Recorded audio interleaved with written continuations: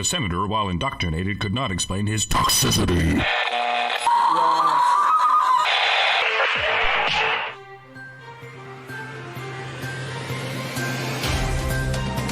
This is HBR News number 188. Tumblr is an independent company and can do whatever it wants. With Mike, Hannah, and me, the Doge in charge, Brian Martinez. Hello, everybody, and welcome to HBR News number 188. Mike J is not available. He is not feeling well. So, consolations to Mike J in case something kills him. I just, I hope that doesn't happen, but you never know with the bugs that are going around these days. So today, and the fires. It might be from the fires. Maybe he's caught the from the fires. He's in California, so it's possible. He could have drank the water. So on today's panel we have Hannah, Dr. Anna Rakam, and me. But it will still be a great show despite Mike J not being here. Or at least we're going to try to do what we can to make up for his not being here. So please be sure to continue the conversations both in the chat as well as in the comments section. On this week's HBR News Show, we're going to be talking about the changes at Tumblr, a custody battle over a 6-year-old child that may or may not be trans, men recording consent to protect themselves. About the same story. Like Tumblr is a 6-year-old child. It makes perfect sense. That's true. And more. So stick around. It should be a good time. And join us afterwards for the patron-only after show. So a website came to my attention called... All right, this is real. So, and I mean, of course it is. A website came to my attention called animefeminist.com. A website whose primary structure seems to be built around discussing anime from guess what perspective? Because that's what we needed. This is a sample. Oh, wow. We're getting some acknowledgments. Thank you. Here's a sample from their About section on the website. Anime Feminist launched on the 11th of October in 2016 with 3 goals. Number 1, become a hub for the kinds of feminist critique we, as feminist anime and manga fans, wanted to see. Number 2, create a welcoming, inclusive space from which to support and signal boosts underrepresented perspectives. And number 3, pay everyone fairly for their work. So I like that last one. So let's see what other gold nuggets we can find on the website. I thought we would just look around. I can't wait to see what they do with Nollywood, by the way. I can't wait to see when there's a wave of feminism sweeping over the Nollywood scene. Oh yeah, I want to see the feminist review. In Japan. It's a little bit easier. It's already a little bit androgynous already. Yeah, I want to see what they do with Who Killed Captain Alex. Maybe they can answer the question, which is a very popular Ugandan movie that was like, I think it's one of their biggest budget ones that are most famous. So yeah, I'd like to know. Yeah, you've out-nerded everyone already. Okay, so anyway, if you want to, seriously though, look up Who Killed Captain Alex. It's one of the funniest fucking trailers for a movie I've ever seen. It is the funniest shit. So anyway, if you'd like to participate in our... Look up Gay Niggas in Outer Space. We reviewed it once. Oh, yeah. I think you can watch the whole thing online, actually. If you'd like to participate in our after shows, either as an audience member or a participant, please consider becoming a patron at www.patreon.com/honeybadgerradio. And if you don't want to wake up one morning to find yourself unable to find our content because YouTube finally dropped the axe on our channels, please go to badgerfeed.com. That's badgerfeed.com. And one other thing before we get into the stories. Guys, if there are people that are watching this from either Twitch or they're watching it on Facebook, or if you're watching it on our main channel, Honey Badger Radio, why not go ahead and give a subscription to Badger live streams? That's the channel that we usually have the chat on. I mean, if you want to use Twitch or Facebook, you are welcome, and your messages will show up in our live chat because I have them all sort of stitched together. But if you want to talk to the other people, this is sort of a community thing. So if you want to be a part of the conversation, not just with us, but also with the other people in the chat, give us a sub over at Badger Live Streams. This is where the bulk of our live shows are going to be. This is where they will remain. This is where they're going to live. And this is where the conversations go. So please consider doing that. Come on over to Badger Live Streams and give us a sub. And be sure to hit the bell for notifications. Okay, so we're going to go ahead and get into the stories after I look at this one super chat. French Honey Badger gives us $2 and says, "Re." I hope I pronounced that right. Sometimes I butcher That's words. not the EU regulation amount of E's in a re. Re! It's true. All right. So let's get into the stories. This one is from Mike J. Unfortunately, he is not here to read it, so I'm going to have to do it instead. Starting on December 17th, 2018, the Verizon-owned social media service known as Tumblr plans to eradicate all porn on their website. The purge of adult content should not be a major surprise, as the website has been tightening the rules on pornographic content for years now. First in mid-2013, when the website required users to be signed in to search for pornographic terms, and then again in early 2018, when it required all users to opt out of a universal safe mode in order to view pornographic content. This increasing censorship culminated with a blog post from Tumblr CEO Jeff D'Onofrio, I hope I'm saying that right, I think that's right, in which he flatly states, quote, "Posts that contain adult content will no longer be allowed on Tumblr." Why take such a drastic step, you might ask? Some speculate it's a response to the Tumblr app being removed from the Apple iOS App Store after claims that child pornography were found on the website. Whatever the case may be, Tumblr has made it clear who they want and don't want to use their service, with CEO Jeff D'Onofrio stating, quote, "Bottom line, there are no shortages of sites on the internet that feature adult content. We will leave it to them and focus our efforts on creating the most welcoming environment possible for our community." All right. So it sounds like he just labeled child porn adult content. If that's if it's the Apple Store removing them because of the child pornography controversy, that seems to be that now they're conflating child porn with adult content, or in other words, by single one hand banning it all, and painting it all with the same brush. They're normalizing child porn, basically. If it's true, because the thing is that there are people who are speculating that the reason for it had to do with Apple taking it down, and the reason that even the reasoning behind Apple's taking Tumblr off of their iOS store, that the reasons that it was because of child pornography, those are also just claims. So we actually don't know why Apple took it down, because they didn't come forward and say it's because of these claims of child pornography. So by extension, we also don't know if that's the reason why Tumblr is removing adult content from the website. So it's hard to say, but it could be that Tumblr is removing adult content from their website because the average mental age of the Tumblrina, the general Tumblrina, is 12. So I was thinking that could be the case. Yeah. Yeah, they don't want to show nudes or lewds to even adults who are psychologically 12 years old. Yeah. Go ahead, Mike. For anyone who was sort of on the fence when it came to Gab's controversy with Lolly, on the fence on grounds of principle rather than pragmatism, I think we're now discovering that the pragmatism wins the day. Because if they didn't shoot Gab down on some trumped up anti-Semitism charges, they'd be doing it on some trumped up Lolly charges instead. Because if they can do it to Tumblr, they can do it to Gab.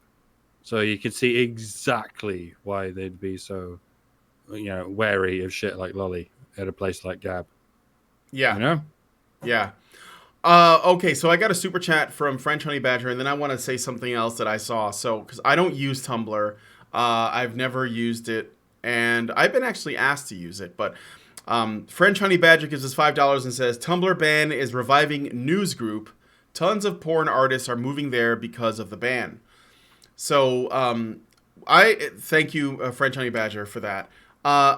as an artist, I was asked if I had a place where all of my art was. I used to have a website that was my own that I used Squarespace for, but I wasn't able to continue to pay for it because I just don't make enough money. So I had to take that down. I also used to have a DeviantArt, but I don't want anything to do with DeviantArt anymore. It just doesn't seem like a good place for professional work. So people were saying, why don't you just go to Tumblr? And but I never did, and even though I don't make adult content, I understand that this ban isn't only going to, or people are saying that it's not only going to affect strictly pornographic content. Like, I've seen a lot of people, and by the way, most of the people that I've seen really vocally complaining about this have been feminists, that want their, their kind of content that they deem to be, they just deem it to be romantic, and it's not explicitly sexual, but it features lesbians or, non-binary people or whatever in like cartoon characters or whatever in romantic situations or characters from TV shows or whatever. But they were basically claiming that it's going to affect, and this is what's going to happen. I predict that when this comes, it's going to be a women worsting situation. And largely because I'm guessing that the majority of people that use Tumblr are probably women. I bet it probably has a larger female audience in the same way that YouTube generally has a larger male audience. And I think we're going to hear about that. Someone really needs to write some kind of dissertation on why that is. Or some kind of PhD on why that is. Because why the fuck is that, folks? Does anyone know? Well, I have a suspicion. I think Tumblr... it's a place where people mostly they blog, right? And mostly they blog about themselves. Whereas it was mostly about pictures, wasn't it? It originally was. It originally was a. But it's sort of like the new Live Journal, right? Yeah, and it's sort of turned into like Reddit meets Twitter meets I don't know, a mosh pit, except that if somebody's feelings get hurt, then it like everything goes nuts. Yeah. And I have a Tumblr account, but I don't really use it much except to auto post content from honey badgers. But occasionally I get on there and remind myself why Tumblr is cancer and I don't want to be involved in it at all. And it used to be, and it still has some great photo blogs. But it used to be a really great site for artistic expression. And now, if you express yourself in a way that hurts the feelings of the feminist mob or the social justice mob or hell, just any old butthurt brigade for that matter, it becomes a free-for-all attack on you. Yeah, and they've bullied people into near suicide. Yeah, absolutely. Like the girl who drew the Steven Universe characters with like normal body sizes or not fat enough or whatever. And also Pleb Comics who made those. I remember we did a show on the Pleb Comics thing years ago. Yeah. And I actually still talk to I think it's a girl. I still talk to her on Twitter. And it's absolutely like some mob shit that happens. There's a lot of cringy shit on Tumblr, but I think it is dominated by women because of its mostly for its blog-like nature and maybe the way in which people connect by reblogging and sort of commenting, and then there's like the social policing that happens. I think that's the reason why, and I think that YouTube is different because it's ironic because, well, I would not say ironic, but in a way, because YouTube does have restrictions, even though you can, find nudity on YouTube, like things slip through the cracks. But for the most part, it's not a porno site or anything like that. But it is mostly men that use YouTube, and it could be because the content that's made on YouTube, it just happens to be stuff that men are interested in. And of course, we're not saying that there aren't men on Tumblr and women on YouTube. When we went to VidCon, it was all like 12-year-old girls like chasing around various YouTube celebrities. So this clearly is a large audience, but maybe it's just the way, the kinds of things that are talked about on YouTube. Like you find a lot of channels that talk about guns and cars and, do it yourself and ideas and lectures and conversations and video game streams And I bet that those are like probably the kinds of things that guys like. Well, feminists did kind of dominate for a long time, and they targeted it to do this. They dominated political discussion on Tumblr, and that's like early on, and that's sort of where that went. Like that kind of discussion is there's a lot of women on because of that, and a lot of young women, like college age, high school age, and junior high school kids. And that's you kind of have to watch out for that in political discussion on Tumblr. I wouldn't say they necessarily dominated the artistic end, but they might have dominated the adult artistic end because I think most men who produce that kind of art are professionals who don't share their work for free. Right. And a lot of women are more likely to give their work away for free because they don't have to earn a living. Right. Men are less likely to be in that position where they don't have to earn a living. And so they don't give a lot of their work away for free. They'll give a sampling of their work away for free with the idea of persuading you that their work is very interesting and you want to buy access to the rest of it. And you see the same thing with women who professionally produce adult content, especially if they have a smart manager or they themselves are smart managers, where they'll give away a sampling of their work for free with the idea that you will find their work interesting enough that you want to buy access to it. And yeah, so you see a lot of more amateur hobbyist production of art by women, and you're going to see a site like that dominated by them. And since Tumblr is used to, you can like communicate with people like through it. Like YouTube has a comment section, and they used to do. Remember when they used to do this, where you can make a response video and it has like a link to the original video you're responding to in the lower, in the low bar or underneath. Like they don't do that anymore, but they used to, right? But I think that because I think Tumblr, and again, I don't use it, so I'm going off of what little I know. You can create more of like a network of people that you connect to and talk to through Tumblr's sort of the way it's structured. And maybe people are more likely to create little communities. We can call them echo chambers. I guess that's an appropriate thing to call it, but I think you're more likely to form these like tighter knit little communities of people who are all following each other and reblogging each other, and everything gets shared around.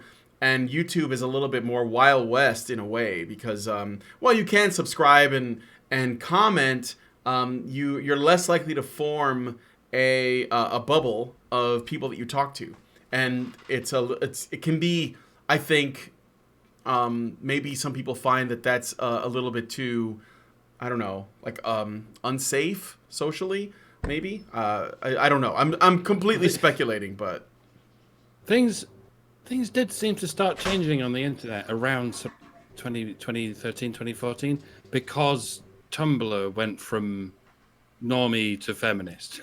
And well, if it ever was normie, but it went so far feminist that the normies started noticing just how insane feminists get if you give them spaces like Tumblr or Huffington Post or every university in the Western world in which to grow their weird fucking style of ivy.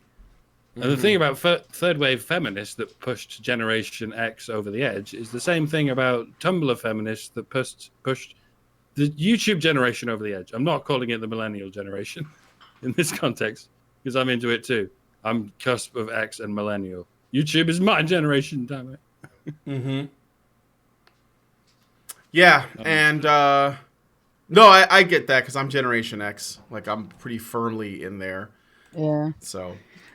Yeah, me too. But although I will say, I will make fun of weird porn and everything. It doesn't bother me if it doesn't involve victimizing somebody. It doesn't bother me. I don't care what somebody is into and what kind of shit they do and everything. Like I said, I might find it entertaining to laugh at it or puzzle over it, but or I might be grossed out by it if it's something gross. But I don't care. And it wouldn't be something like I wouldn't go around reporting stuff like that to some website. Oh, I'm very offended by this person's weirdness. Like that just is. it seems like a waste of energy to me. Like, so what if they get turned on by something bizarre and strange and different than anything that I could even imagine finding to be sexual in the first place?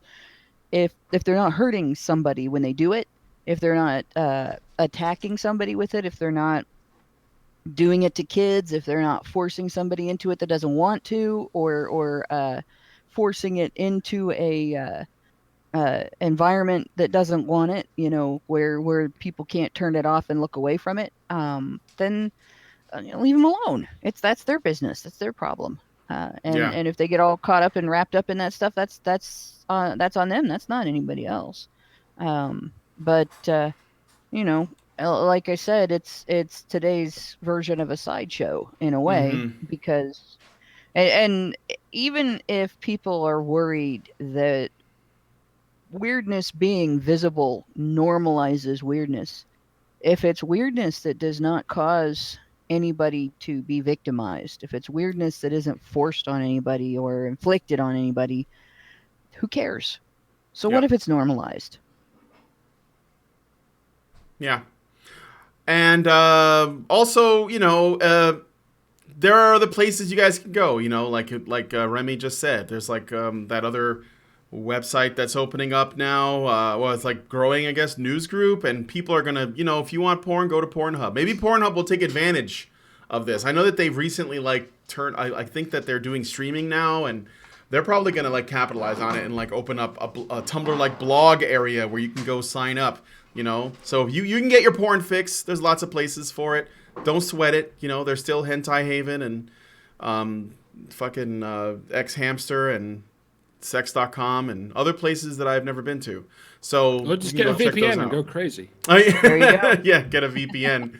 Okay, but anyway, though, this didn't just start with people getting offended over feminist weird shit, though. I will say this: feminists actually, this is feminist bullshit. Turning back on feminists. This is chickens coming home to roost. Women Action Media set this off. And they started in 2012 or 2013 attacking social media sites with the idea that if people don't like stuff they see, they should be able to report it to the administrators and get it banned. That was their goal, to force social media to censor, not just allow people the ability to block somebody and things like that, or to deal with someone who, when you block them, they create new accounts to continue to heckle you or something like that.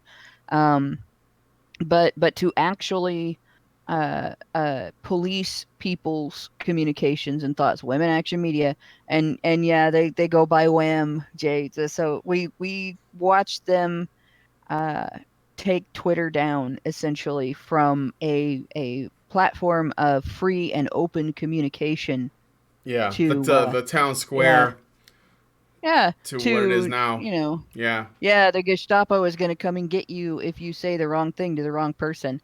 So this is feminism's chickens coming home to roost. They ask for it, they deserve it. This but is the why. rest of the internet doesn't, and that's why it's bad. They're an independent company. They can do whatever they want, and I know it hurts, but this is it's just like a lot of people who understand how free speech works always says, if you start creating conditions, we're saying, here we should have laws against or rules against this kind of speech, you are opening it up for them to come after you inevitably.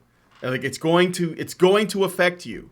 And even so here it is, right? And I'm not for what Tumblr is doing. I personally don't care. I never used it, and I don't care how degenerate it gets on Tumblr.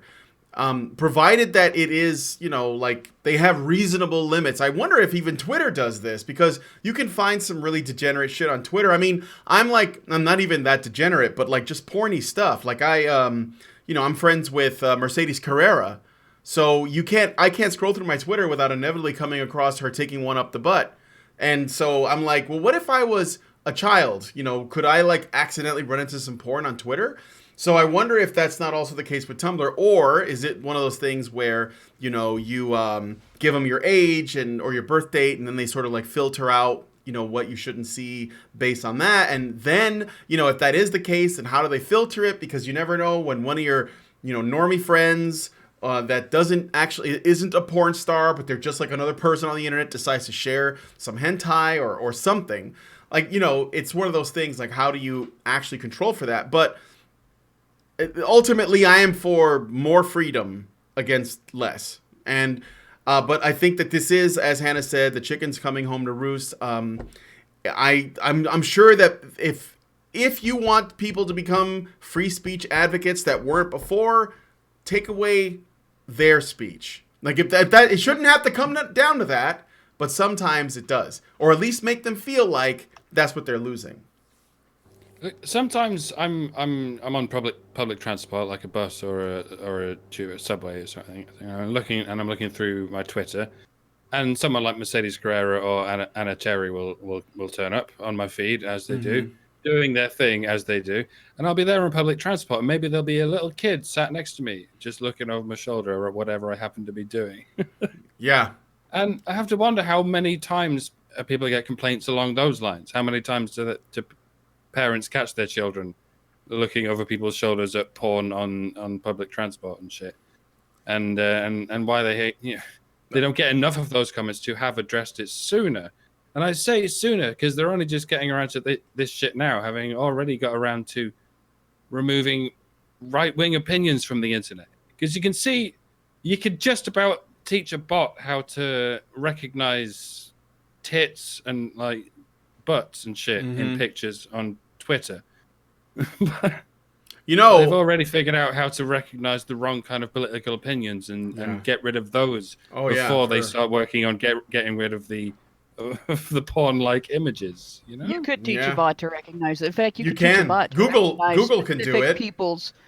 Well, Facebook can teach a bot to recognize specific people's faces and ask, is this person? One of the first videos I uploaded on YouTube was of me experimenting with a mirror effect on my camera, where I just move my hands around in front of the camera, and it looks like there's weird fleshy objects moving around in front.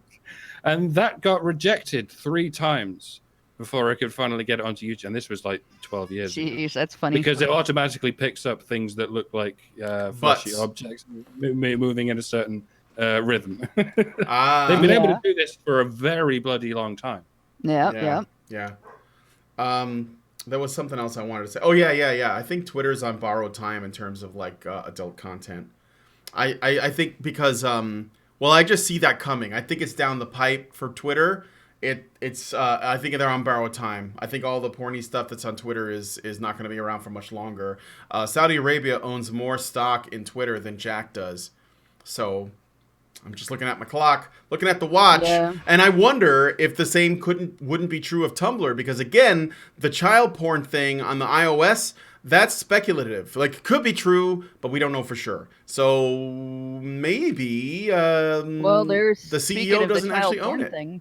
Yeah. See, there's speculation. And I've seen people's blog posts on this where people who find child porn on Twitter and report it to Twitter get banned from Twitter. And like I've heard this and seen this discussed from a number of people who have said that they have either had it inflicted on them by pedo acceptance advocates, or they've run into it by chance in the wrong kind of hashtag thread. And they report it to Twitter, and then the next thing they know they're banned without explanation. Well, personally, if I run into that stuff on a website, I don't report it to the website. I report it to the FBI. If you're gonna deal with something like that, and you come across something like that, and it is very definitely a questionable or worse image, and it involves a kid, that's straight to the FBI. Don't bother with the website, because a lot of times all the website will do is delete it. And if it is something that's traceable back to the actual perpetrator, they have just protected the perpetrator. With a site like Twitter, if you get banned for reporting that stuff, And I can't confirm whether they do that or not because like I said, I don't report it to the website. I report it to the law enforcement. Law enforcement's the one who's going to deal with the perpetrators. But if the website's just going to either delete it or ban you, there's no point in even talking to them. And that's pretty much the only thing that the only kind of content that I'm going to go after. Although I do find something interesting. I've also seen a lot of discussion about Twitter having a tolerance for anti-Semitic speech on their platform. Jew conspiracy stuff, Oh, the Jews run everything. The evil Jew, the this, the that. They seem to allow that, and you can find it all over Twitter. And then you get people complaining that it's on Gab. Well, it's on Gab because people get shoved out of every other site, and Gab is a free speech platform. So you can find it on Gab and make fun of it there. And I think probably the best way to sort of kill that ridiculous conspiracy theory is to make fun of it. But in any case, yeah, it's not like Twitter doesn't have that too. It's there. It's on Facebook too, and Yeah. they condone it. They seem to If you want to tolerate get rid it. of anti-Semitism, you need to get rid of white supremacists and Muslims on the same platform, and very few platforms do that. Yeah, and that's I see more anti-Semitism from tolerated on Twitter from Muslims than if they think they can target someone who is a white supremacist Oh, you who's better believe it. anti-Muslim too, There's then they'll like, take them off. Oh, yeah, you're an anti-Semite. we have a couple of Congress people that were elected like this year that have said like, some pretty anti-Semitic shit on Twitter, and they're like, they got elected. The Young Turks were celebrating, but that's none of my business. Okay, so They're just called the Young Turks. It's just this thing. Just shut up. Okay. Louis Farrakhan or Louis Farrakhan, whatever his Yep. name is still Louis the platform. Farrakhan. Yep. And now Twitter has some thing in their toss about hate speech, but they said they didn't have a rule against him calling Jews termites. Yeah, because blacks are above Jews. They're above There you Jews in go. the stack, you see. Yeah, I'm pretty sure What do that's we how do, that guys? works. What do we do? I'm a 6 gorillion. Okay, so I'm going to move on to the next story because we got a few more to get through. But give us your thoughts. Is Tumblr dead? Will it ever recover? Or is this really not going to put a dent in it? And how soon will it be before feminists in journalism start writing about how this is an act of misogyny? Like the day before, already? Who knows? All right, so give us your thoughts on that after the show. So we're going to move on to the next story. This is a big one. Okay, so James, a biologically male 6-year-old, is caught in the middle of a fight between his parents. While James is with his mother, he identifies as Luna, a transgendered girl. However, whenever James is with his father, he identifies as a boy. The father was dubious about the mother's claims that James was transgendered. As a result, during his parents' divorce, James's mother accused his father of child abuse and wanted to terminate his parental rights. James's mother enrolled James in school as Luna and gives him female-only clothes. However, whenever James is not under his mother's care, he dresses in boys' clothes. His father gives James the option to dress either as a boy or a girl, and James chooses the boys' clothes. James has not shown any signs that he is not consistent, insistent, or persistent as a desire to be Luna.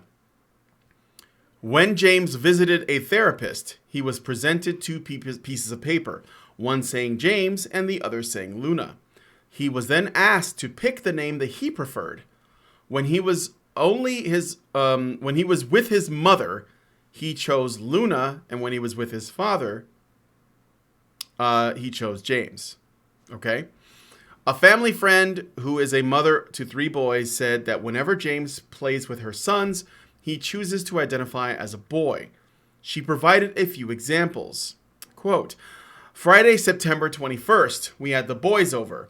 The boys took turns telling stories, and James made up a story about 5 little boys, himself, his brother, and my 3 sons, who were such good friends that they magically turned into pumpkins so they could stay in the pumpkin patch together forever. He didn't say kids, he specifically and happily referred to himself as a boy. Saturday, October 20th. We all went on a walk to the park. Remember, this kid is 6, so just take that.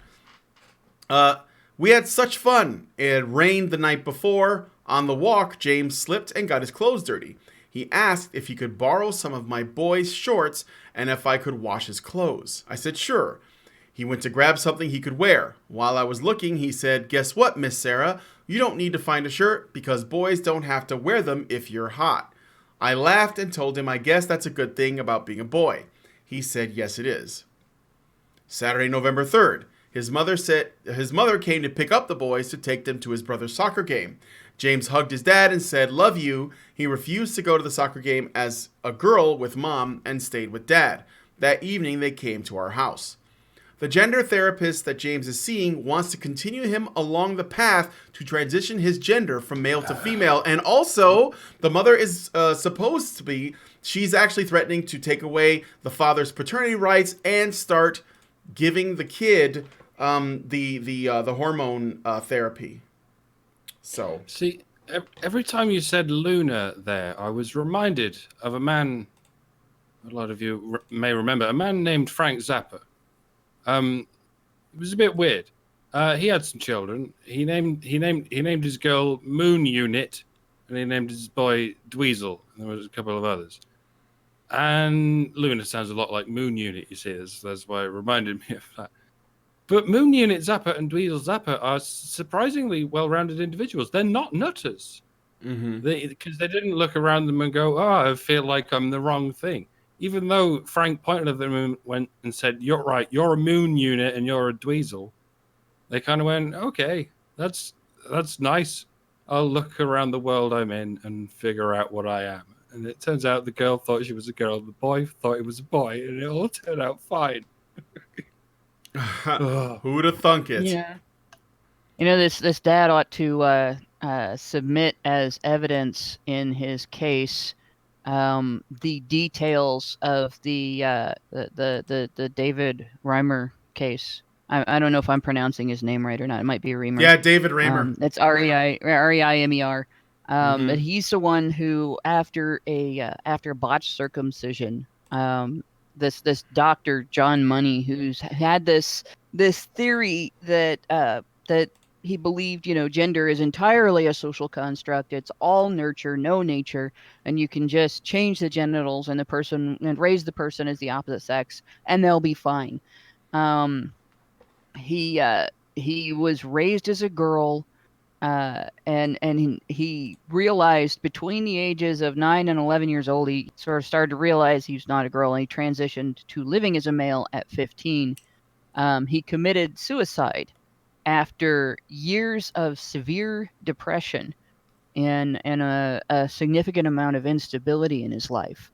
And it really does trace back to them screwing with his head and messing with his body and trying to change him from who he was to who they wanted him to be, just to fix this doctor's mistake.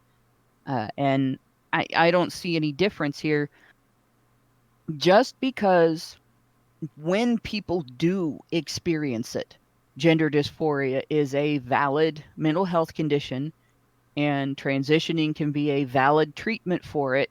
If an individual works with their doctor and finds that there isn't any other therapy that's going to help them, there's nothing wrong with acknowledging that an adult can have that need. But just because that's the case doesn't mean anytime somebody is in any way, shape, or form slightly gender nonconforming, or the mom wants to feel special, that you can just flip genders on a person like that and not hurt them. And this situation could very well lead. I've given just the basics of the Reamer case. There was some really, really bizarre, shady shit that doctor did. Just Like it was unbelievable. But the fact is, you cannot take somebody who is psychologically uh, cis and force them to be trans without doing the same thing to that person that you would be doing to somebody who has gender dysphoria or somebody who is gay if you forced them to go to conversion therapy against their will. It's conversion therapy in the reverse. And it's just as wrong, it's just as harmful, it's just as damaging, it's just as abusive. And this mother should lose custody, really. Yeah. She really needs therapy herself. And she needs to walk away from the kid, let the father raise the kid, and get her shit together before she inflicts any more of her psychological problems on this poor kid. Absolutely. And yeah, and you know what? There is a chance this guy might actually lose custody of his kid because she's threatening to take them, like lose all custody. Like right now, he's already on visitation, but he may lose more because she believes that this child should be transitioning. And you know, there was another thing. It's not a big story, but it was something else on the side. This also is happening with Brad Pitt and Angelina Jolie's biological child. So you know that they've adopted lots of kids from all over the world, right? And then they decided to actually have kids, and their first biological child is a boy. He's 9 years old, and he's actually starting his hormone replacement therapy. So he's actually transitioning. And, you know, I don't want to talk too much about the Brad Pitt thing, but you have to wonder, like, you know, none of their other kids, their adopted kids, are doing it, but their biological one is. Just makes me wonder, you know. 9 years old, yes. Irreverse, this is bad. Like, if this 6-year-old goes on hormone therapy, that is just... It's going to mess him up for life. It's going to mess him up for life. I mean, he's already probably pretty messed up. If his mom's so making him wear clothes that he doesn't want to, and you know, call himself something he doesn't want to, and he feels the pressure to do it because he wants to please his mother, or he's afraid of some kind of retribution or punishment, that's already messing him up. But if she actually puts him on pills, yeah, I mean, not good. Okay, Mike, I'm sorry. Yeah, it's pretty ironic that it was half a century ago when we started to develop the genetic ability to determine genes to especially in the beginning of the later century, we've really started to perfect the ability to turn sort of genes on and off. But fuck, how does that? What were we talking about just now? I was talking about Angelina Jolie and Brad Pitt's adopted kids, and yeah, and even back then we said, yeah, no, there's ethical reasons not to do this. Like we don't know where it could go, but like it cut to half a century later, and we've got around the problem. We're not doing it through genes. We're doing it through, well, unless you can call it epigenetics. Mm-hmm. We're sort of doing it cosmetically instead. If you know what I mean. And I mean, like, I don't want to go into conspiracy theory territory here, but why is it whenever I hear about these stories of children being sort of encouraged, coached, or otherwise pushed towards transitioning, they're always boys that are transitioning to girls? I've never seen a story of a girl being transitioned to a boy. I'm not saying that's underage child. It's always the other way. They're turning young boys into drag queens, or they're turning young boys into, they're transitioning them before that they're old enough to give consent. And I think statistically, although I was talking to Theron and Blair White about this when I went to MythCon, so maybe we don't have all the data, but currently, statistically speaking, the majority of people who transition are men. But there is some... It's possible that there are more women doing it, but because women tend to pass better when they do it, because they do, and they if you pass better, then you're less likely to talk about it. You're just going to do it. Maybe there are more women than we think there are. But going back to, go ahead. That doesn't mean we want examples of the opposite. No, doesn't mean you need to prove us wrong. It doesn't mean the Family Project needs to start a shelter for girls who want to become boys just to prove MRA's wrong. We don't want you to stop doing that. No, but I wonder why it seems to me, and again, I don't have any data, I'm just going off of what I've seen, so, There's no need to necessarily go down this rabbit hole because there's I don't have enough to go on. But it seems to me that there are a lot of boys that are being turned into girls, not just being like educated like girls in our education system and like sort of building this it's almost like feminizing everything about boys, but also just like literally turning them into girls. And I'm just, they just get to call it a coincidence that it's that's all I can say.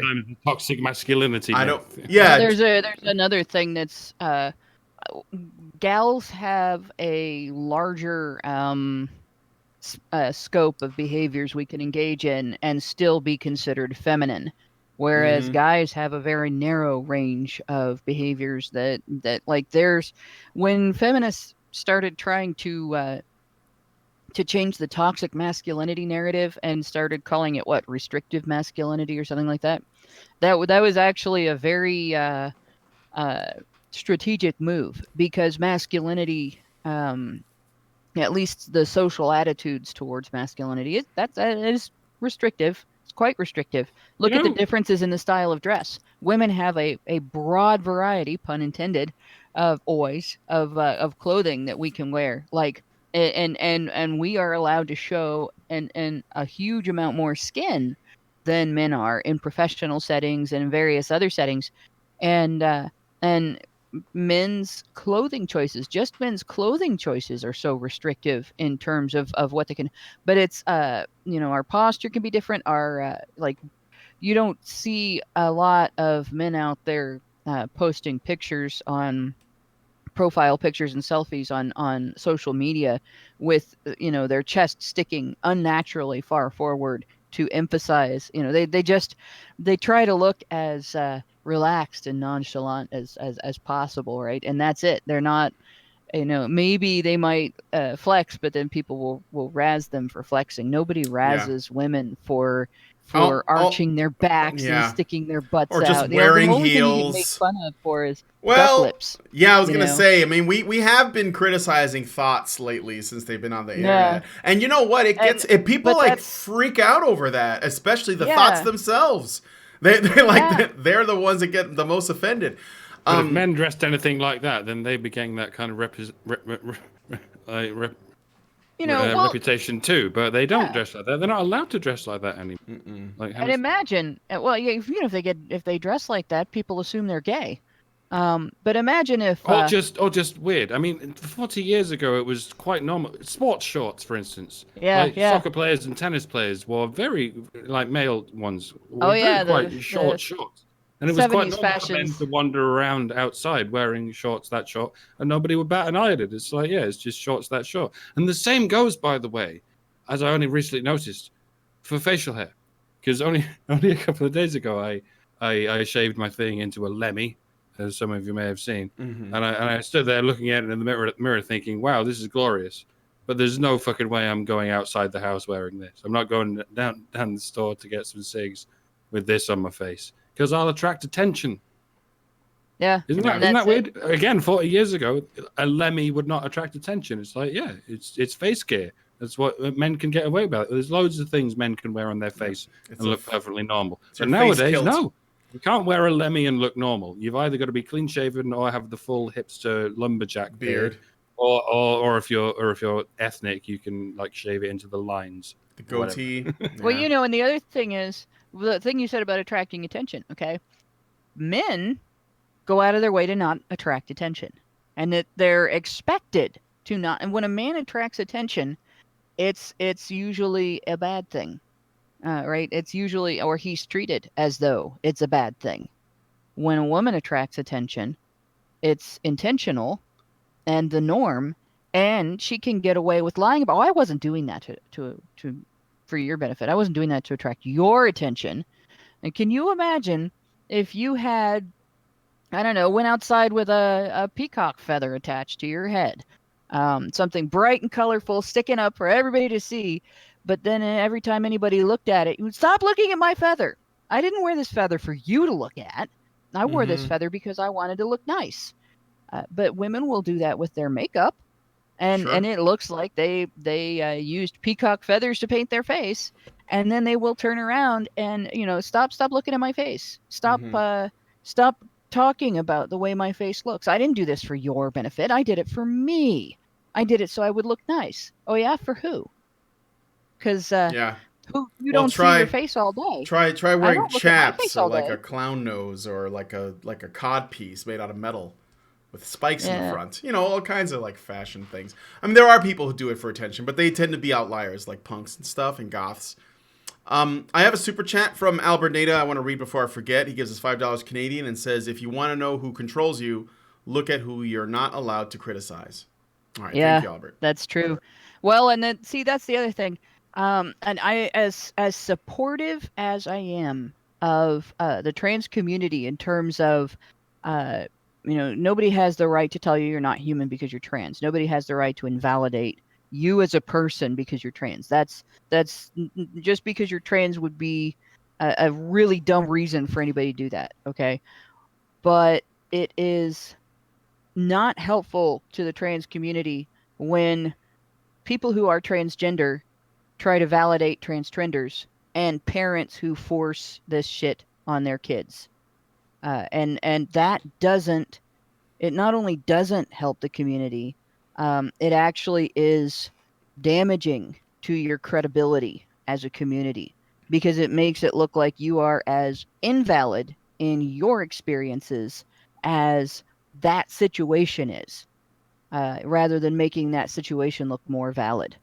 The thing that that gives me hope is like the older school, like the Gen Xers and before, of people who have transitioned, and people who have experienced and dealt with gender dysphoria that maybe haven't necessarily transitioned. They kind of reject this stuff, and there's a rift in the trans community over stuff like this. That in order to be valid and legitimate, that doesn't necessarily mean they have to accept liars and parents abusing their children as part of their community. Which that's the hope I have for kids having this stuff forced on them, that would stop. Because I honestly, I really don't want the sleepaway camp movies from the 80s to come true. If anybody remembers those movies. Don't tell me they already have. No, I'm gonna say this and then we're gonna move on. Well, first off, there's a big difference between a trans person and a trans activist. So just know that, and there's a lot of trans activists that aren't actually trans. So it's sort of like, when you have like,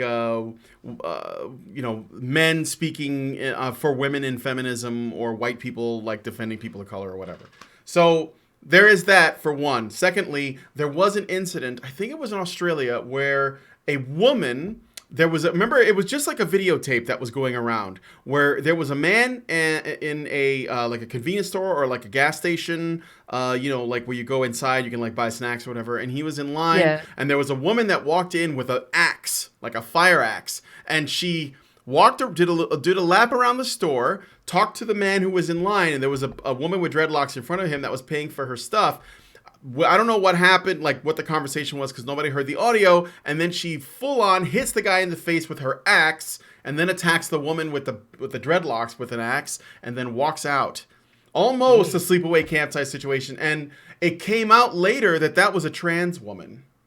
That actually, I found that out like the other day. I didn't know it was a trans woman. I just thought it was some woman that just went crazy, or that she knew the guy and he was like an ex or something. But what it turned out was that she attacked him because she had been getting rejected by men for a while, and then she talked to that guy. I guess she tried to flirt with him because she was sort of behaving in a flirty way, and he must have turned her down, and then she hit him in the face with an axe.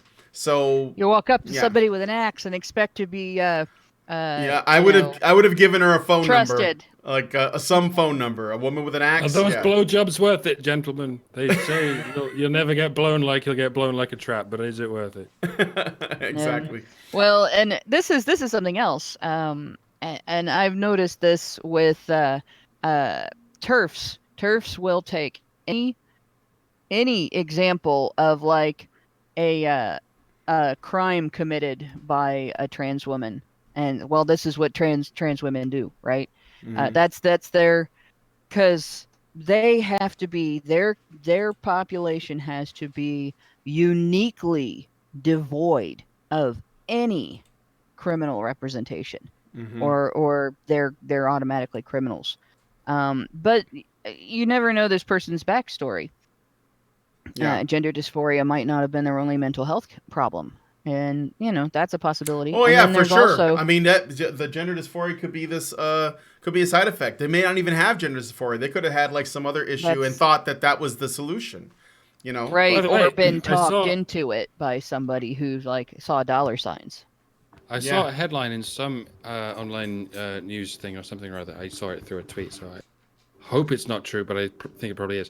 There was a headline along the lines of "Men are pretending to be women to get cushier prison sentences, and women are suffering from this, and women are paying the price," and something like that. Yeah. Ugh.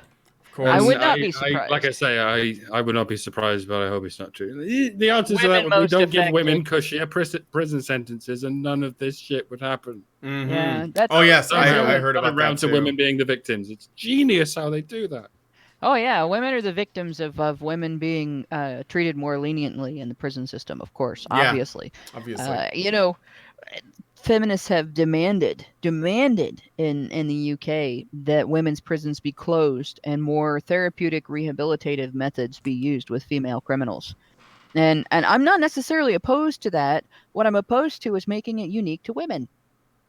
If Mhm. that works, if that can help um, not waste lives so that, people become contributing members of society, well, society needs that. Even if we didn't give a shit about the criminals themselves, which they're people, so you should. But even if we didn't, someone being a net taxpayer instead of being a net drain on the system because they can't get a job because of their criminal history, or because they go to jail and they get trained to be even more criminal than they were before. Somebody being a net taxpayer and a worker in society, a net contributor to society, is a better outcome for society. Uh, so if that works, let's use it, but let's use it for both sexes. And limiting it to women is stupid because most people in the criminal justice system are men. Men get in trouble more often. They're more likely to get in trouble for the same things. They're more likely to get the book thrown at them when they do get in trouble for the same things. And since they are risk takers, they're more likely to get caught in the first place if they do the same things. So if we're going to start redeeming people, let's redeem the ones that are the hardest hit by this. Women most affected, my ass. Yeah, women And get let off on hormone excuses all the oh my time. god. Why don't boys get Oh, let you off? poor thing. They're You risk murdered your takers. children. You Risk were taking sad. comes from testosterone, so Yeah. that is a hormonal reason for boys, getting involved in more crimes than girls. But no, it ain't no excuse, and arguably it isn't, I suppose. Yeah, well, no, it's just dysfunctional behavioral patterns come from learning to engage in dysfunctional behavioral patterns. And to take it back to the news story, I mentioned the sleepaway camp thing. When you put somebody through something like this, they become destructive. When you put somebody through, you have to be fake. You have to be something other than what you are in order to satisfy me. Coming from their mother, you create a destructive person. They are either going to be self-destructive or they are going to be a threat to everyone around them. And so this situation, this is really bad. And if the court Mhm. imposes this on this kid and takes the father out of the kid's life, I do predict that we're going to see something horrible in this kid's life in the Oh future. yeah, for sure. All right, so I got a super chat, and then we'll move on to the next story. Miles Kinslow gives us $10 and says, "I must say, I really the live stream. I think he means love. I'm gonna assume that you said that. I must say, I really love the live stream setup. Reminds me of an old '90s to 2000 show on Adult Swim called Space Ghost Coast to Coast. That is too flattering. Too flattering. I'm gonna go watch me some Space Ghosts. But if I could achieve that goal and make the show like that, I would fucking love to. Does anyone remember a movie review website called Spill.com? No. And it was great. They were around for a few years. They just had animated characters, and every time they did like a movie review, they do fully animated characters. A bit more than ours. They didn't just stand there. It's like mouths and limbs moved. Like Cheshire Cat Studios, they do that too. Yeah, and like in Alison's latest deprogramming woman video, like all the characters are animated like that. There's software that can do that, like at a snap of the fingers. There is. I've actually asked about it because I've seen this guy. You know, I used to talk to Rags. I haven't talked to Rags in a long time, but he was on another, and I really got to move on after this because we're already like past 6 o'clock. But he interviewed Rags, and he was a furry. I'm pretty sure his name was Jason FX, and except that he's like a lizard, so I guess that's a scaly. I don't know how it works, but he must have been using some kind of software to animate so that when they spoke, the characters would animate. And it wasn't live, but for him to have done that without a ton of work afterwards would be, incredible because it was like out really fast. So he was using some kind of software, I know. And I'd love it because I'd like to animate the characters. We've tried a couple things and it's just a lot of work. But I think if we could like nail something down, that'd be cool. All right. I'm incredibly lucky that they developed like automatic lip syncing by the time I was old enough to learn how to animate. But by the time you buggers are old enough to learn how to animate, they'll figure out how to auto sync entire bodies of characters. Yes. Right, carry on. Oh no, it's okay. They've already done that. Have you guys seen Kazuna Ai, the artificial intelligence waifu character? She's getting scary, isn't it? It is. You barely have to plug anything into it except your own voice, and it'll figure it out. Okay, so new story. In an apparently worrying trend, men are recording pre-sex consent videos. At least it's worrying to the Sun. They use the adjective 3 times in the article. And they say, it's a short article, but they use the 3 times in the short article. And then they say this, quote, "Some men are so confused on the topic of consent, they are filming their partners giving permission before engaging in the sexual act." In the article, a woman tells a story of going back to a minor celebrity's hotel room after a night of flirting. When they arrived, quote, "he explained that his contract was very strict and that she would need to record a video of herself giving consent," end quote. The star asked her to state her full name, that she was there voluntarily, and that she consented to having sex with him. Before I finish, just good job. Definitely do that. Definitely do that. Katie Thorne. We need to stand around in like a photogenic setting with a glass of whiskey and clap slower. Yeah, yes, the golf clap maybe. This one.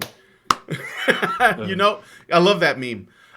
Katie Thorne QC, which is for those of you who may not know, Queen's Counsel, pretty sure, weighed in, quote, "The use of video or audio recorded consent is a very unromantic way to ask and might not be the cast iron protection the minor celebrity seeks. In fact, texts and social media messages before and after the encounter might be as compelling." Unless you're in Canada where they are outlawing the use of them in court. Of course, this wouldn't be usable either because it's prior sexual history. So what good is it? Yeah, giving consent isn't getting consent, and being able to prove consent isn't cast iron. Why?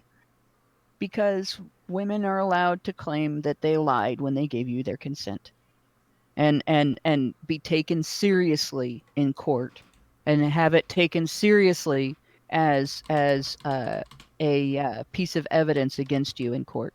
That is why. Is that something that's worked in statutory cases for a long time, and now they just extended it to all women? Yeah. It's worked enough that when a woman says, "Well, I didn't actually consent. I was," because we've got a change of standard here in the U.S. That I don't think people paid attention to up until 2012. When the definition of sex or definition of rape changed with the FBI. From just being against a woman to this long litany of specific acts, and all of them required penetration. There was another part of the phrasing that was very important that got overlooked when everybody was arguing over what should or shouldn't be. And that is, it went from against the victim's will to without the victim's consent. And what that last bit does is it starts mixing criminal law with contract law. And that has messed up the entire system regarding the legal response to sexual violence. Violence by nature... Will without consent doesn't make sense. Well, that's just it. Violence by nature is an attempt to contravene the target's will in some way or another, right? You punch someone in the face and you are engaging in violence, you are contravening their interest in not being punched in the face. You're not just doing it without their consent. You're attacking them. When you steal from somebody, you are contravening their will, their refusal to give you whatever it is you're taking. And when you commit rape, you are contravening the victim's refusal or rejection of your sexual advances. When they flipped that switch from against the victim's will to without the victim's consent, they flipped it from mens rea, I believe is, or mens rea, however it's pronounced. You have intent to contravene the victim's will, to you can now accidentally rape someone if you don't push all the right buttons and get all your ducks in a row. And even if you do push all the right buttons and get all your ducks in a row, this person that you are now having sex with can later come back and say, well, I didn't mean it. My consent wasn't valid because I felt pressured, or I had a beer, or I had a drug in my system that I didn't tell you about that overtly didn't show any symptoms, but mentally I was just so fucked up I couldn't consent. So never mind recording the event, even if you could read her mind at the time, it still wouldn't get you off. Right. The thing that has to change, we have to go back to legislators. We have to have legal reform on this. There is no other way to fix this. The law needs to be reformed back to a standard. I believe it is mens rea. Intent has to be essential to the crime. That if the intent is not there, then it is not that crime. Mm-hmm. And people are whining about this. Lots of, not just this district attorney, but lots of women are annoyed that men are doing this. This is the situation that was created by people who are advocating for you. So this is where we are. And for guys, this is actually not a guarantee, because remember, you can't just get consent before. You have to make sure that it's ongoing and that it is enthusiastic. So, at least in California, but remember, a woman can revoke consent at any time. So you're going to have to consistently, sort of stop to, I guess, record another consent video. You know what it reminds me of? This is something that I was just thinking about. Owen Benjamin says that good comedy predicts the future. And I am reminded of the sketch that Dave Chappelle did on his show. Have you guys ever seen the Chappelle Show when it was on, back in the early 2000s, maybe? He had this sketch called I think it was called the marriage contract or the sex contract. And it was basically like the consent contract, I think is what it was called. Yeah. And it was basically this funny thing that showed, you had to fill out, all these things that said, well, I'm allowed to, I'm asking you to sign here for oral, sign here for anal, sign here for this, and they had to sign it, and they had they made this big funny thing out of it. And that is good comedy, because here we fucking are, right? So yeah, and feminists are trying to figure out how to even invalidate something like that. Yeah, well, they actually want that thing. But the thing is, if men started actually doing that, they start creating the consent contract and making it a real thing, feminists would complain that they shouldn't, they would basically say they shouldn't have to do it, of course. And they would say, well, if a man says, then what am I supposed to do to protect myself against, accusations? And they would say, well, don't rape.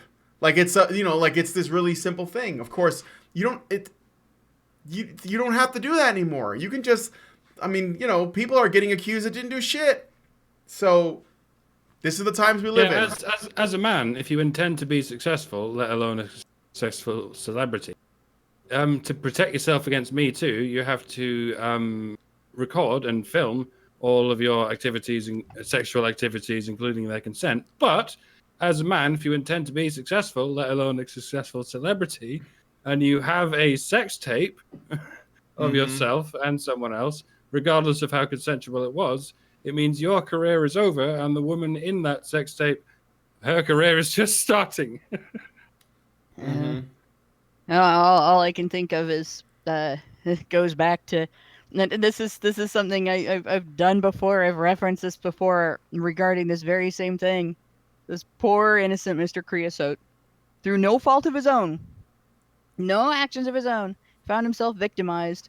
His internal organs blown all over the room by his overstuffed stomach.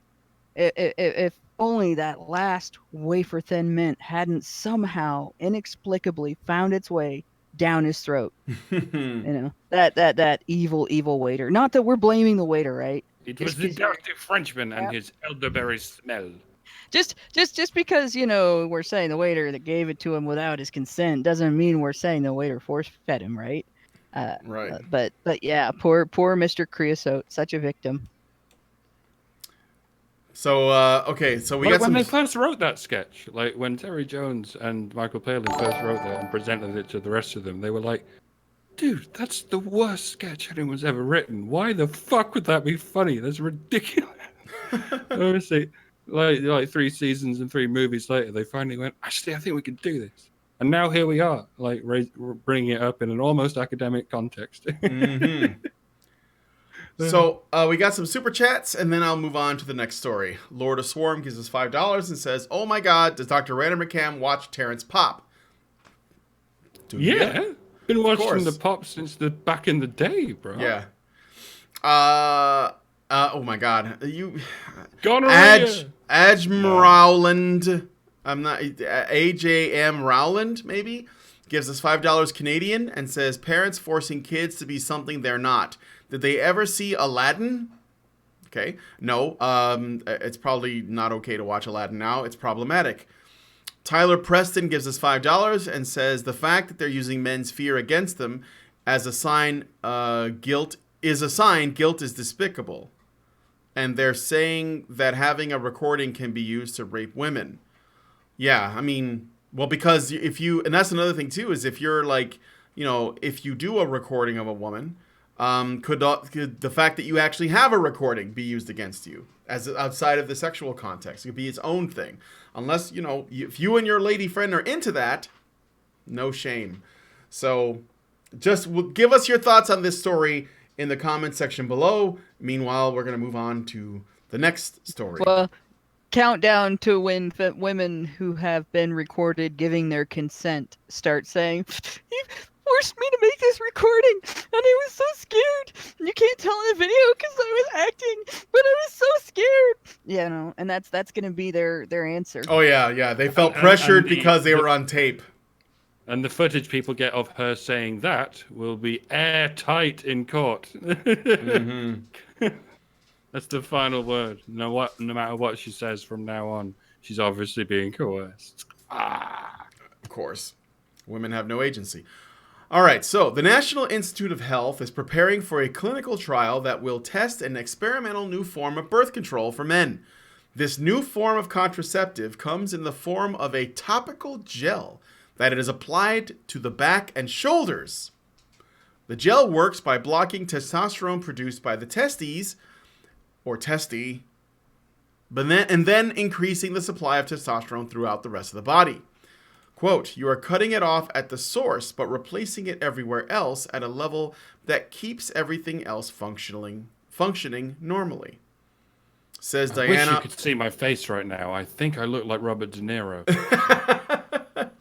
Says Diana Blythe, Chief of the Contraceptive Development Program at the National Institute of Child Health and Human Development.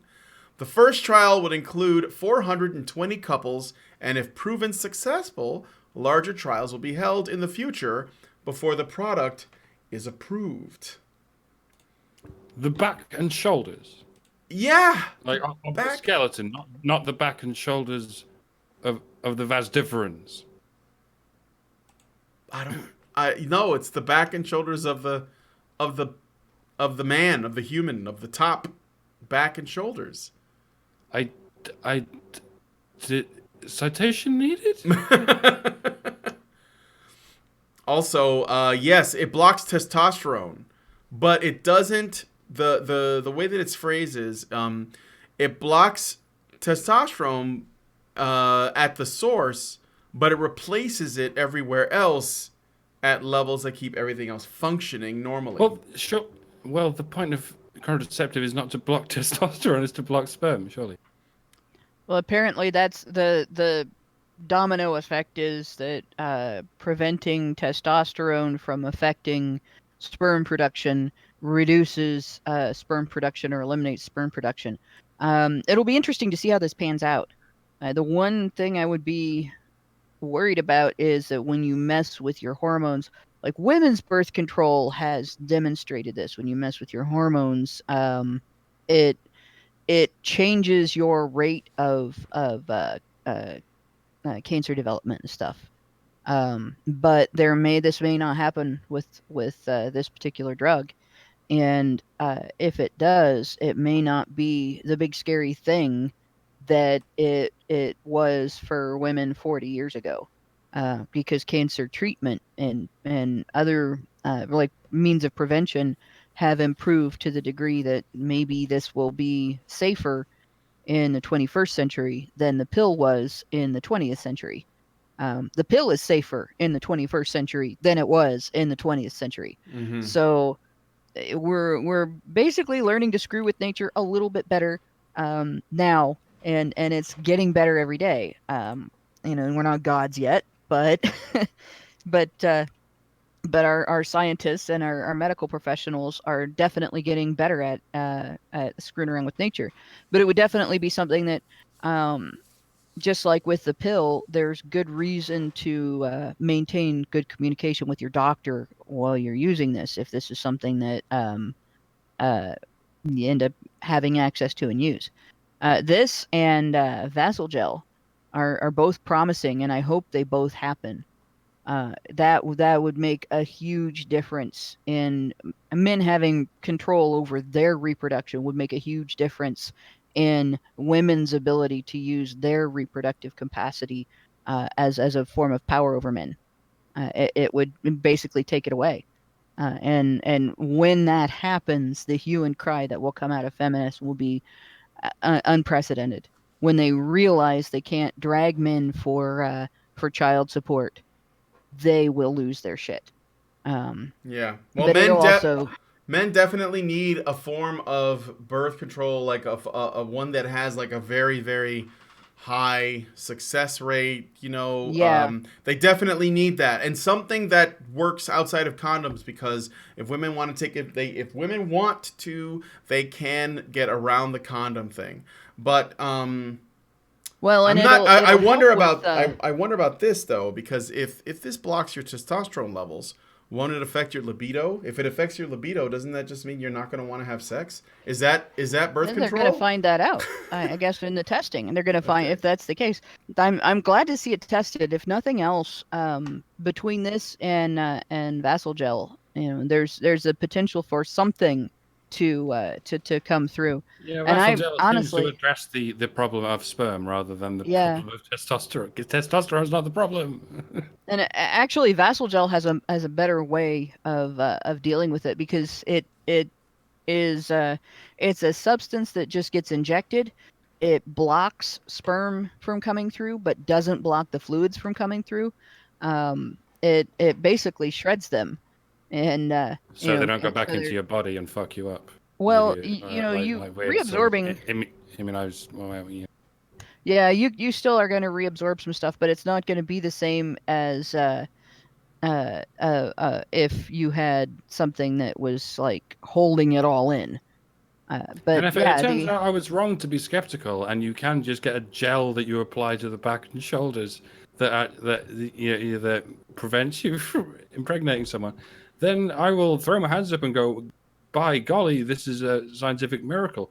Why is it taking us so long to come up with this? yeah, yeah, and to me, I think that either one of these, they deserve support, even if this contraceptive gel, if all through all the testing and all the experimentation, they find, well, this isn't going to work.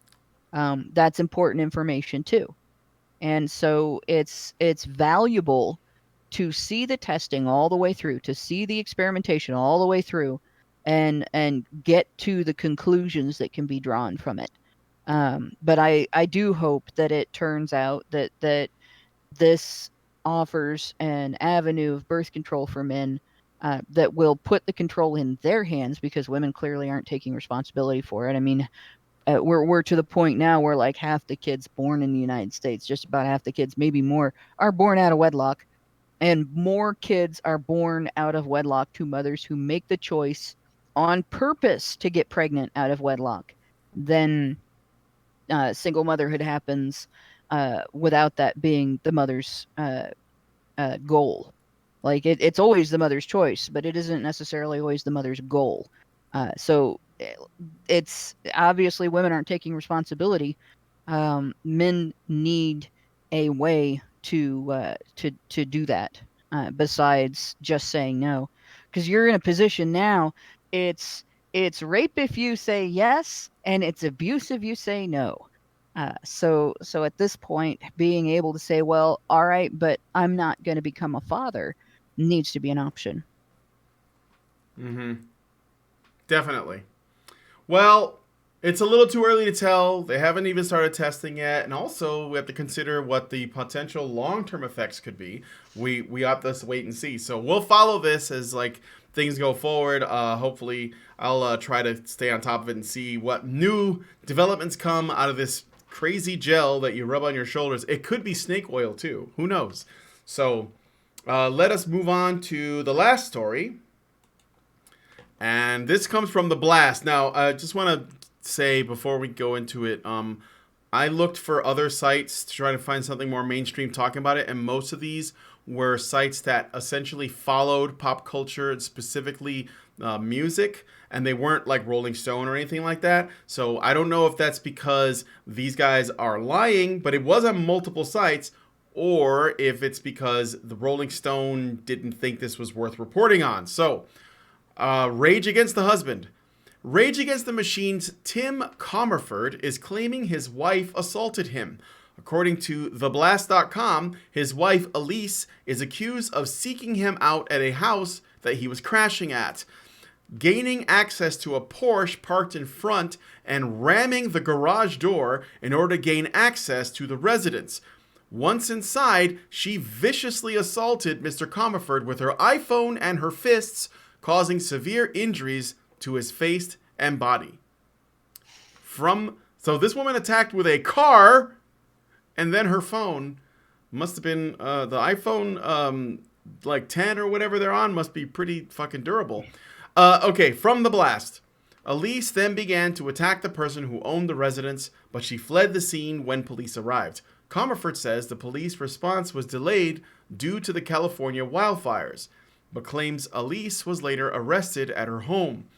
The request for a restraining order was granted, and Elise must 100 yards away from Tim and any venue where his band is booked to play or rehearse. So she's basically like, there's a restraining order, so she must stay 100 yards away from Tim and any venue that his band is booked to play. She's also ordered not to disparage him in front of the children and not interfere with visitations to the children.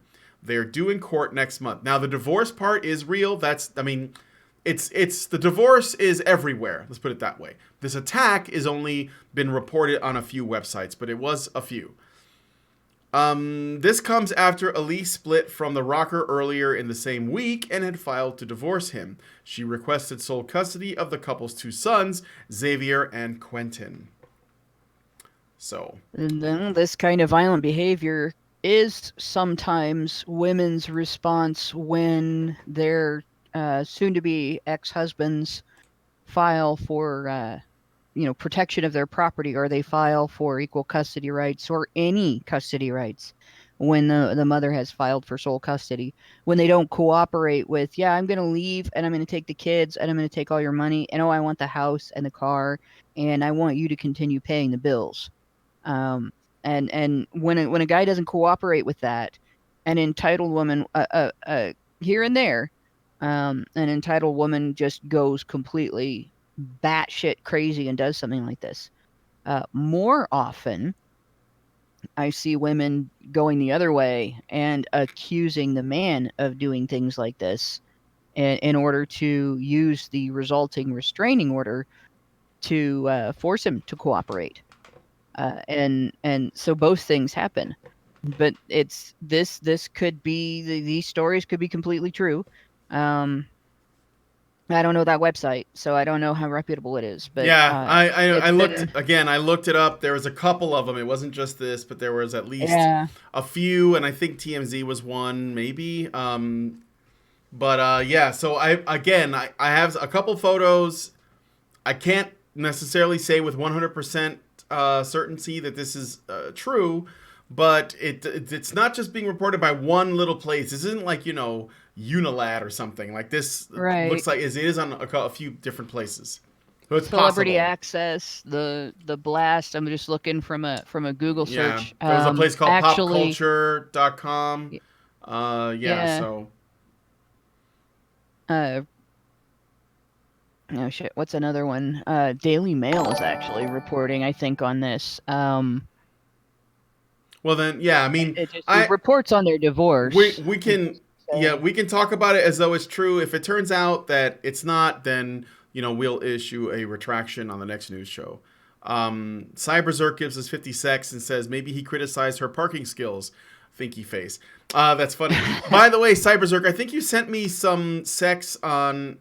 No, maybe it wasn't you. Someone sent me something through my channel personally, and not, because I didn't do something, you got your money back. So let me know if you got some money back. I wasn't sending it back. It's just that because it's not U.S. currency, I guess I was supposed to approve of it, and I didn't in time. I didn't know. So anyway, so that's the thing about, I guess, when you do foreign currency, you have to through PayPal at least, you have to accept it. Anyhow, so I've gone this whole time without making any bassist jokes. How good am I? But yeah, gentlemen, the worst kind of thought is the thought that settles. This is what bassists and other lesser musicians in bands have to observe. The kind of thoughts that you end up with are the kind of thoughts that settle. That means they want the rock and roll lifestyle, but one day is not going to be enough for them anymore. Guess what's going to happen? Now, the same thing can happen to singers and guitarists and drummers. But yeah, it's the settling thoughts that are the worst kind. All thoughts are bad, and most of them are thoughts, if you get me. Mm-hmm. Now, nobody gets me. I've just riffed off into nowhere now. I see what you did there. You said riffed. Isn't Rage Against the Machine an SJW band anyway? Not that that's a bad thing. A little bit, yeah. But before SJWs were a thing. Yeah. Okay, maybe progressive. I don't know. Again, not saying that means he deserves it. They blame everything on the American military-industrial complex and all that sort of shit. Yeah. Okay. French Native 2 We didn't know any better in the 90s. We didn't know. French Native 2 gives us $2 and says, Apple, our phones respect women. Ken says punks are often commies. But no, I don't know, because, Johnny Rotten is pretty outspoken. I think it's pretty divided in the music industry. There's definitely some I always find it really ironic that Toxicity was the #1 album on September the 11th. and a load of hipsters sort of went around it going, "Yay! Look, we love Muslims. See how much we love System of a Down." Yeah. Guys, fucking Armenian. Definitely not Muslims. Oh god. That guy's got a beard though. Okay, so any other thoughts on this last story? I mean, it's just kind of tragic, and it's hard to confirm for sure. If I learn something new, like a better source, I'll try to add it to the low bar so you guys can see if it turns out. Again, if it turns out it's not true, then I'll retract it. But right now, I don't see any reason to not believe it. I mean, I don't think look that at the Rage. Blast About page. It's interesting. They take pride in scooping TMZ. So Yeah. that's kind of interesting. They're a competition site for TMZ. Yeah. And most of the time when I've gotten stuff from TMZ, it's turned out that they were the first site to report something that was true. I haven't seen them have to retract a whole lot of stuff. When they have had to retract stuff, it's usually been they've said it's been reported by friends and family that, or they've stated that it was a rumor that they were publishing, and then they've come back later and said, rumor debunked, and here's the information. But so yeah, this site is at least as credible as TMZ. Yeah, well, TMZ isn't that bad, honestly. So, I mean, they present it in a really like shitty way, it's like it comes across as really trashy, and a lot of times, yeah, they're very, very gossipy. Yeah. But I don't think they lie. So I mean, no, they're not it's not that reporting often. falsehoods. No, and I don't think they're necessarily trying to spin a lot. No. I mean, they definitely have a bias, but they report the latest dish, basically. Yeah. And every so often, the latest dish turns out to be inaccurate, and they tell you when it does. So if this site was launched by a co-founder of TMZ, there you go. and a producer of the TMZ syndicated TV show and a TMZ live syndicated series. So this is the same folks, but not the same site. Mm-hmm. If that tells you anything. Right. No, I understand. So there you go. It's probably credible. I think TMZ often gets a lot of shit first. And I think that if these guys are competitors, they're doing that, which means that you do run a risk of reporting on things that are unconfirmed because you want to be first out the gate. But it does put them at the head of the curve. So maybe we'll see some news about this coming out like in the coming days from Rolling Stone and mainstream things like MSNBC and stuff. Maybe, because it could be inconvenient to report on a story where a woman is abusive to a man and a man is victimized. So they may not report on it at all. They might just like, I don't think anybody needs to know about this, and just kind of move on. Even if it is about a musician, but it's also about a musician that's not, like Rage isn't exactly huge right now, I actually remember, and I don't want to drag this out too much, but I actually remember for a time after... I want to say it was at least 10 years ago, so it was a while back, where Rage wanted to stop doing all of this, like angsty young person music, because they weren't. They had kids and, they had families and shit, but like the lead singer guy, I think it was, he wanted to keep doing the same kind of music, and the rest of the band was like, man, we don't want to do that anymore. We're too old for that, and we don't feel that way, and... So it's just something I remember. Whenever I think of Rage, I think of that story where these guys are kind of over it, except for the main guy who's still like, we got to push back against the system, man. So. The guitarist is still, I think he's still into that shit. Tom Morello, half-caste fellow. He was, I think he's still involved in that kind of activism, maybe. Dr. LaRock has kind of disappeared for the most part, but Tom Morello's still in the shadows, I think, still doing a slightly SGE thing, but that's fine. It's musicians. Yeah, it's musicians. They get caught up in that shit. A lot of times yeah, exactly. It's pretty par for the course for artists to be that way. All right, so I'm going to read a couple super chats and then I'm going to get us out of here. So, it's only one super chat left. I Am Serious gives us $1 Canadian. and doesn't say anything, although he does deliver a message right after that that says, Brian, check your Skype. I did. I can't respond to it right now, but basically he is basically telling me that the Google reverse image search is really bad, is all I'm going to say to that. So we're going to go ahead and close out the show. Thanks, guys, for coming on the HBR News Show. And I hope, again, Mike, I hope you feel better. Mike J, that is. But if you guys want, please give this video a like. I'd really appreciate that. It's good for us. It gets more people to check out this stuff. And I see 181 people watching, so I think we could use some more likes. So go ahead and do that. Also, subscribe to the channel if you aren't already. If you're subscribed to the main channel or you watch us on other places like Twitch or Facebook, subscribe here too, Badger Live Streams. And if you're on Badger Live Streams, yeah, subscribe over on Twitch or on Facebook or something too, because, or I think you'd like the page on Facebook, I don't know. But do that because you never know when our platform will be taken from us and we'll have to like move to another one.